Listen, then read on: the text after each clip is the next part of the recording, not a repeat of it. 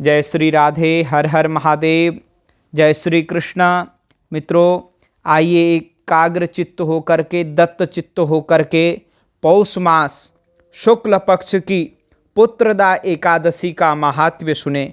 सनातन धर्म में समस्त व्रतों में एकादशी व्रत की बहुत बड़ी महिमा है और कथा सुनने से भी एकादशी के व्रत का फल प्राप्त होता है। इसलिए व्रत तो करना ही चाहिए, साथ में कथा भी सुने, भगवान का स्मरण करें, जागरण करें, भगवान का नाम लें, उस दिन भगवान की पूजा करें। अब इस पौष मास शुक्ल पक्ष की पुत्रदा एकादशी का क्या महात्म्य है, आइए श्रवण करते हैं। युधिष्ठिर बोले, भगवान श्री कृष्ण, आपने शुभ कारिणी सफला एकादशी का वर्णन किया, अब कृपा करके शुक्ल पक्ष की एकादशी का महत्व बतलाइए। उसका क्या नाम है, कौन सी विधि है तथा उसमें किस देवता का पूजन किया जाता है। भगवान श्री कृष्ण ने कहा, राजन, पौष के शुक्ल पक्ष की जो एकादशी है उसे बतलाता हूँ, सुनो। महाराज, संसार के हित की इच्छा से मैं इसका वर्णन करता हूँ। राजन, पूर्वोक्त विधि से ही यत्न पूर्वक इसका व्रत करना चाहिए। इसका नाम पुत्रदा है। यह सब पापों को हरने वाली उत्तम तिथि है। समस्त कामनाओं तथा सिद्धियों के दाता भगवान नारायण इस तिथि के अधिदेवता हैं। चराचर प्राणियों सहित समस्त त्रिलोकी में इससे बढ़कर दूसरी कोई तिथि नहीं है। पूजन विधि भी हमने पहले वाले एकादशी तिथि में बता दिया है, तो वहाँ आप उस वीडियो को देख सकते हैं। पूर्व काल की बात है, भद्रावतीपुरी में राजा सुकेतुमान राज्य करते थे। उनकी रानी का नाम चंपा था। राजा को बहुत समय तक कोई वंशधर पुत्र नहीं प्राप्त हुआ, इसलिए दोनों पति पत्नी सदा चिंता और शोक में डूबे रहते थे। राजा के पितर उनके दिए हुए जल को शोकोच्छ्वास से गर्म करके पीते थे। राजा के बाद और कोई ऐसा नहीं दिखाई देता जो हम लोगों का तर्पण करेगा। यह सोच कर पितर दुखी रहते थे। एक दिन राजा घोड़े पर सवार हो गहन वन में चले गए। पुरोहित आदि किसी को भी इस बात का पता न था। मृग और पक्षियों से सेवित उस सघन कानन में राजा भ्रमण करने लगे।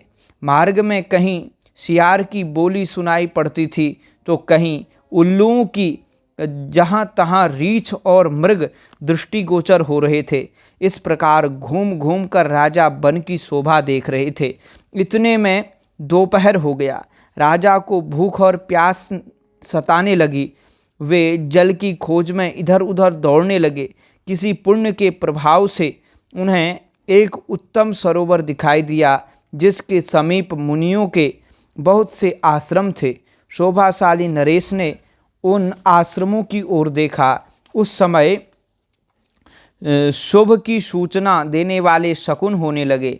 राजा का दाहिना नेत्र, दाहिना हाथ फड़कने लगा, जो उत्तम फल की सूचना दे रहा था। सरोवर के तट पर बहुत से मुनि वेद पाठ कर रहे थे। उन्हें देखकर राजा को बड़ा हर्ष हुआ। वे घोड़े से उतरकर मुनियों के सामने खड़े हो गए और पृथक पृथक उन सब की वंदना करने लगे। वे मुनि उत्तम व्रत का पालन करने वाले थे। जब राजा ने हाथ जोड़कर बारंबार दंडवत किया, तब मुनि बोले, राजन, हम लोग तुम पर प्रसन्न हैं। राजा बोले, आप लोग कौन हैं, आपके नाम क्या हैं तथा आप लोग किस लिए यहाँ एकत्रित हुए हैं, यह सब सच सच बताइए। मुनि बोले, राजन, हम लोग विश्वदेव हैं, यहाँ स्नान के लिए आए हैं। माघ निकट आया है। आज से 5वें दिन माघ का स्नान आरंभ हो जाएगा।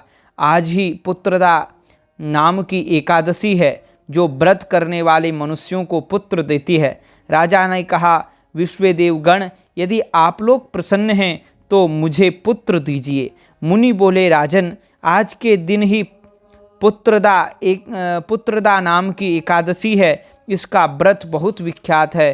तुम आज इस उत्तम व्रत का पालन करो। महाराज, भगवान केशव के प्रसाद से तुम्हें अवश्य पुत्र प्राप्त होगा। भगवान श्री कृष्ण कहते हैं, युधिष्ठिर, इस प्रकार उन मुनियों के कहने से राजा ने उत्तम व्रत का पालन किया।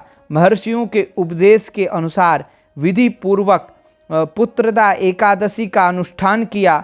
फिर द्वादशी को पारण करके मुनियों के चरणों में बारंबार मस्तक झुकाकर राजा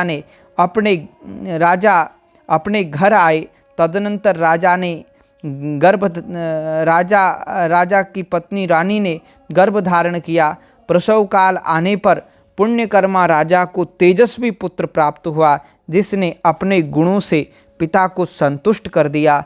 वह प्रजाओं का पालक हुआ। इसलिए राजन, पुत्रदा का उत्तम व्रत अवश्य करना चाहिए। मैंने लोगों के हित के लिए तुम्हारे सामने इसका वर्णन किया है। जो मनुष्य एकाग्र चित्त होकर पुत्रदा का व्रत करते हैं, वे इस लोक में पुत्र पाकर मृत्यु के पश्चात स्वर्गगामी होते हैं। इस महात्म्य को पढ़ने और सुनने से अग्निष्टोम यज्ञ का फल मिलता है। तो यह रही हमारी पुत्रदा नाम की एकादशी, जो पौष मास के शुक्ल पक्ष में होती है। इसका बड़ा सुंदर महात्म्य हमने सुनाया। वीडियो को लाइक करें, कमेंट करके जय श्री कृष्ण, जय श्री राधे जरूर लिखें। हर हर महादेव, जय माँ गंगे।